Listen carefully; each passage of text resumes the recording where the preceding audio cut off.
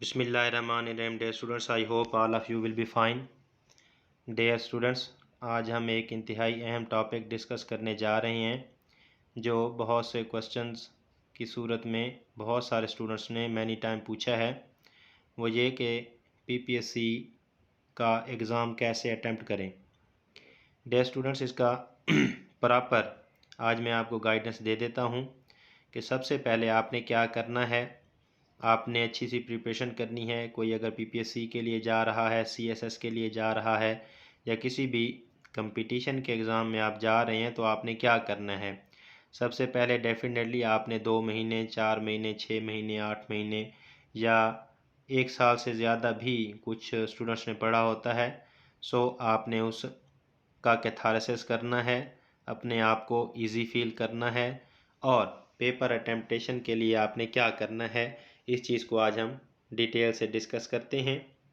What you have to do 2 days before exam.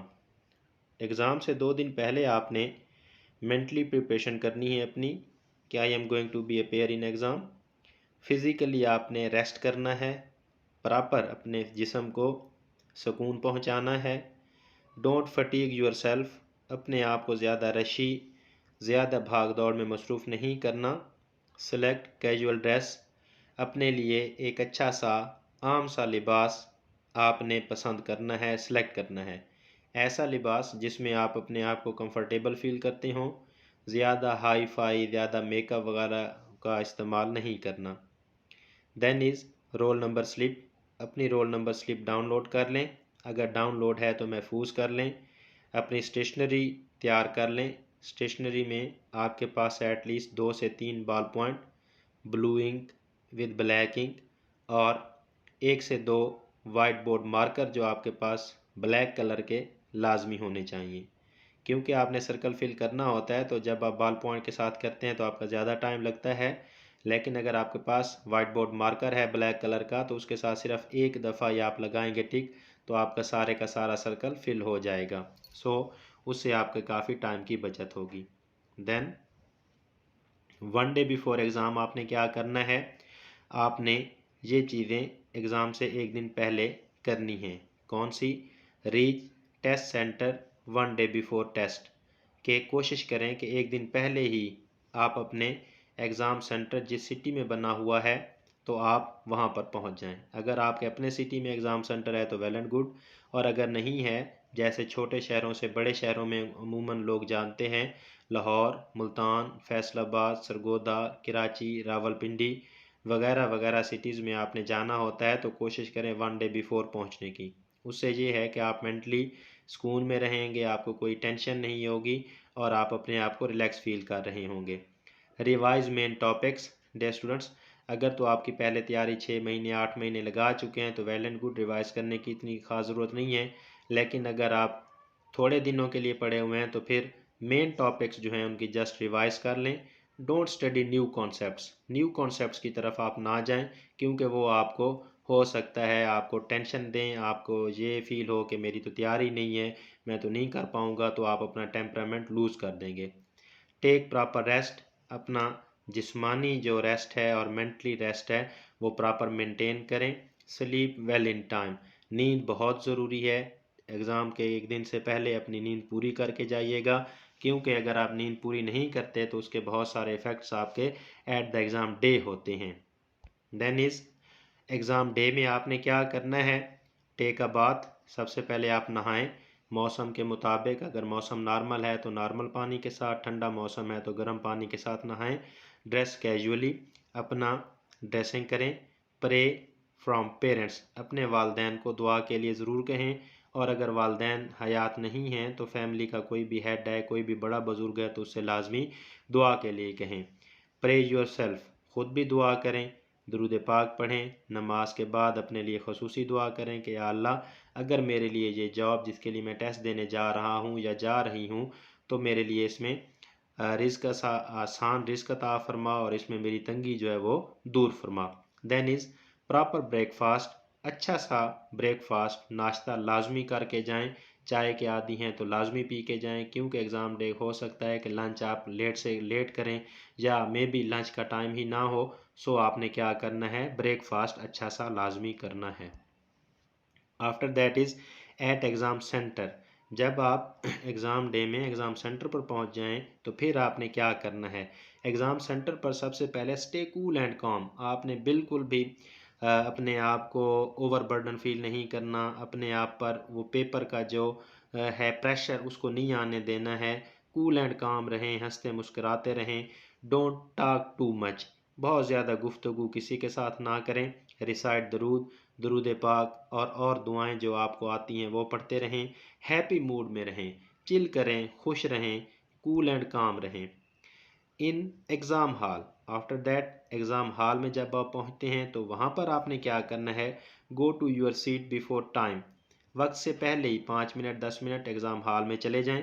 B comfortable at seat, अपनी seat के पर adjust हो जाएं। सीट में कोई मसला है तो वहाँ पर स्टाफ को कहकर अपनी सीट चेंज करवा लें और अपनी सीट पर बराजमान हो जाएं, बैठ जाएं आराम सुकून के साथ। और वो जो माहौल है उस एग्ज़ामिनेशन का हाल का उसके साथ एडजस्ट हो जाएं, अपने आप को बिल्कुल ईजी फील करें।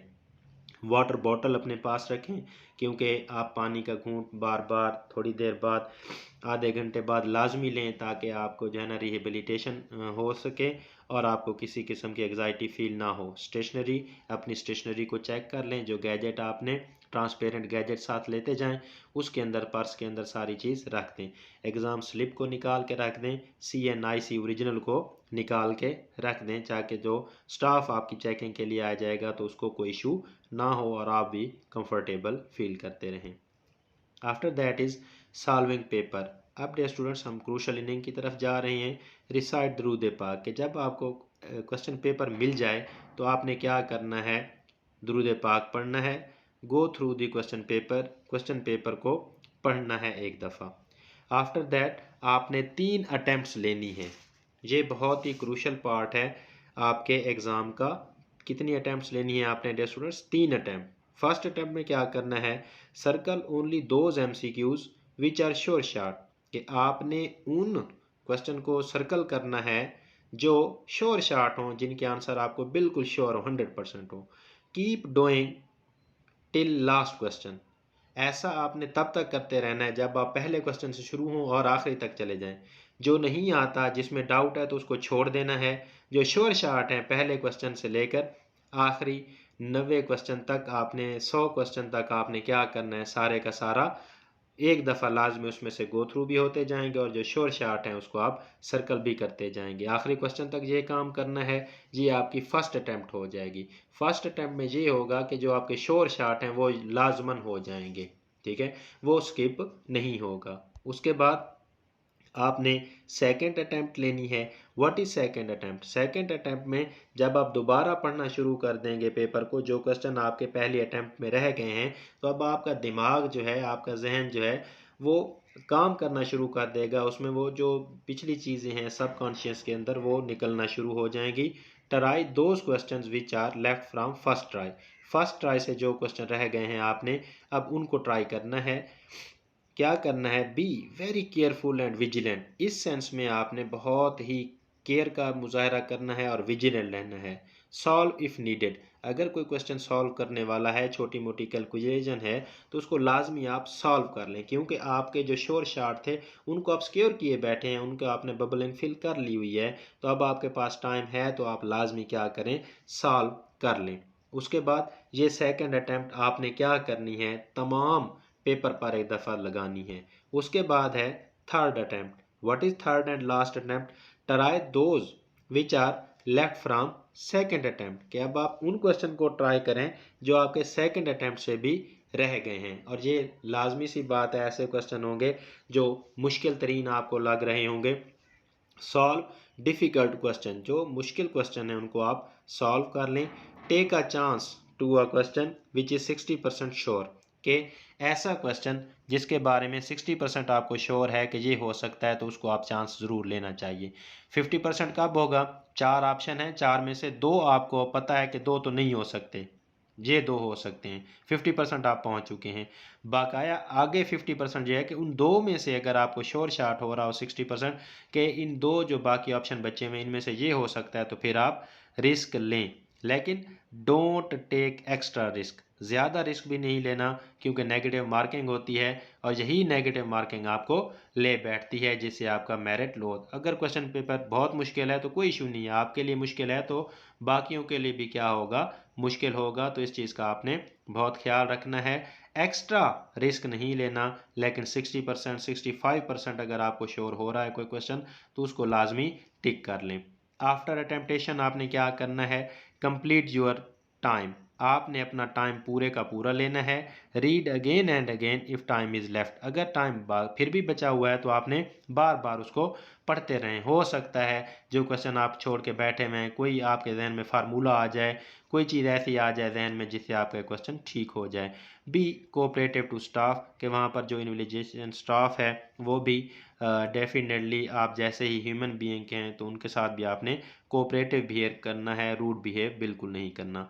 Make sure your attendance ETC, आपने अपनी अटेंडेंस वगैरह को क्या करना है, श्योर शॉट करना है कि मेरी अटेंडेंस हो गई है, जहाँ रोल नंबर लिखना था क्वेश्चन पेपर वगैरह पर और अटेंडेंस शीट वगैरह पर तो वो ओके है। अगर उसमें कोई कमी पेशी है तो आप वो पूरी कर लें और उसके बाद आपने अपना पेपर हैंड ओवर कर देना है, दैट्स ऑल।